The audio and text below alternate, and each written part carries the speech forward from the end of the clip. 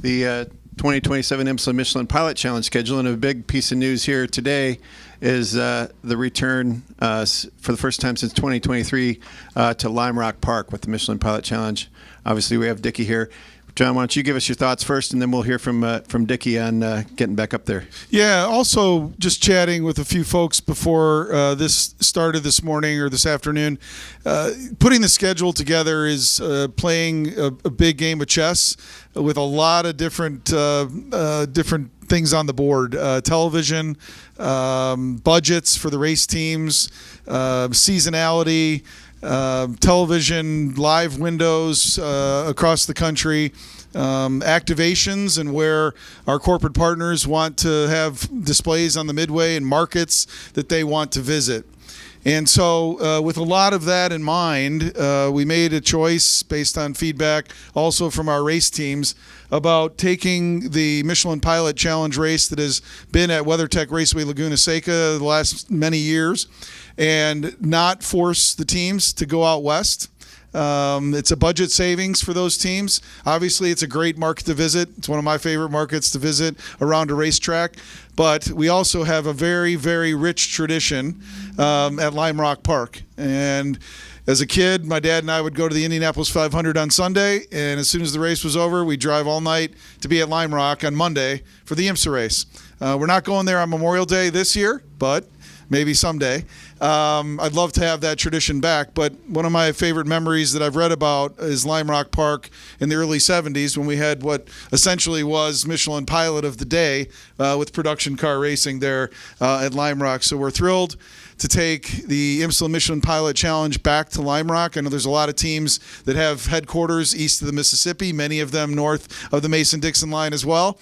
And so to be able to go back to Lime Rock, I think is a neat opportunity. It's going to be stunningly beautiful there in the fall with beautiful fall colors and championship battles that'll be coming straight out of Indianapolis and then headed to Michelin Raceway to close it out. So, Dicky, thank you for bringing us back and having us back. Yeah.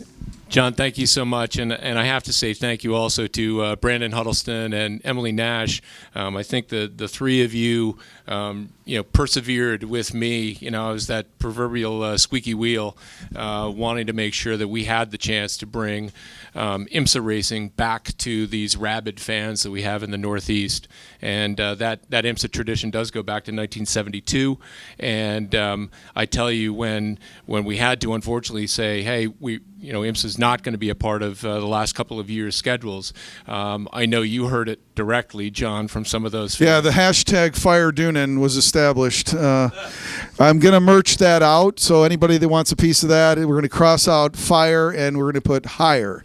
So we're already working with our partners at Creighton Enterprises to create those T-shirts and those hats. So that's 80% of the merchandise that we sell. But back to Little Lime Rock Park in the northwest corner of Connecticut, we have exceptional fans, exceptional ownership, exceptional participants. Our club, every group is beyond thrilled to welcome IMSA back, and I'm definitely at the head of that pack and waving the IMSA flag all over Connecticut. And September 23rd, 24th, and 25th, it's a 3-day race event weekend, which we historically have not been able to offer to IMSA.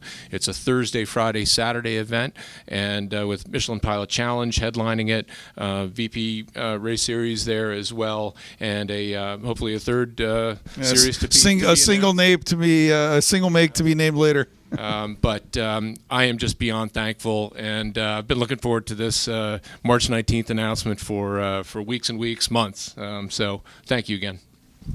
Thanks, Dick. Dicky, can you talk about the preparations that Lime Rock's going to be taking to welcome back IMSA?